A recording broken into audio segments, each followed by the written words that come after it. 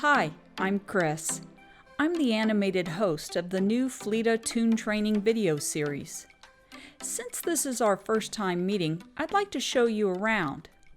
We've built in slight movement like the tree outside my window and the steam coming off my coffee to help engage viewers who learn visually. While we're talking about engagement, meet Finn, my pet fish.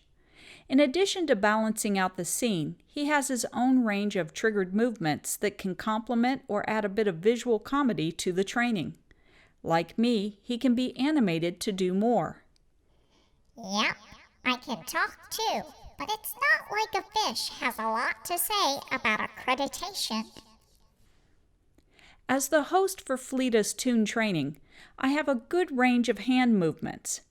I can't do everything because that would have taken our media specialist forever to draw out, and realistically, I don't need to be able to do every motion conceivable. I also have a cell phone when we need to reference on-the-go training. Joining me for many of the videos is James and Jen from the FLETA studio in Toon World. James is an accreditation manager. He provides guidance specific for those who manage the accreditation for their organization or assist with building accreditation files. Ooh, I know this one. It's the gap analysis. That's correct, weird fish thingy. As you are comparing organizational directives and policies against the FLETA standards, you'll want to note any standard that may not apply to your program or academy. Jen is one of FLETA's top team leaders.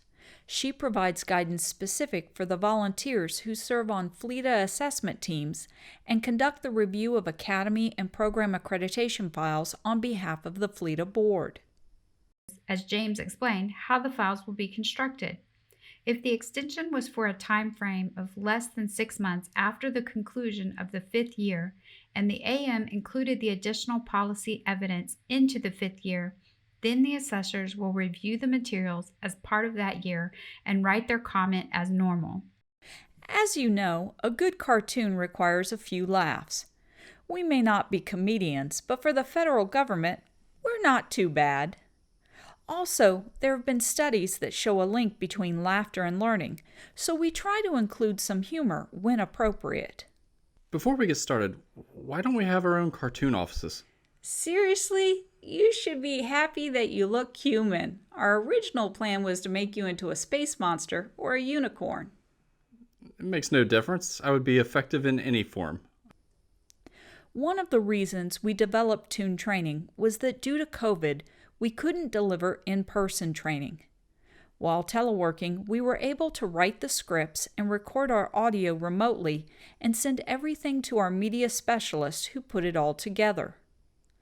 Each Toon training video is short, topical, and targeted learning that can be used later as a reference. Best of all, we can replace many of our existing videos that are text on PowerPoint, or as we like to call it, death by PowerPoint. On behalf of the entire FLETA Toon training team, thanks for joining us for this introduction. We hope you enjoy this new video series. Bye for now.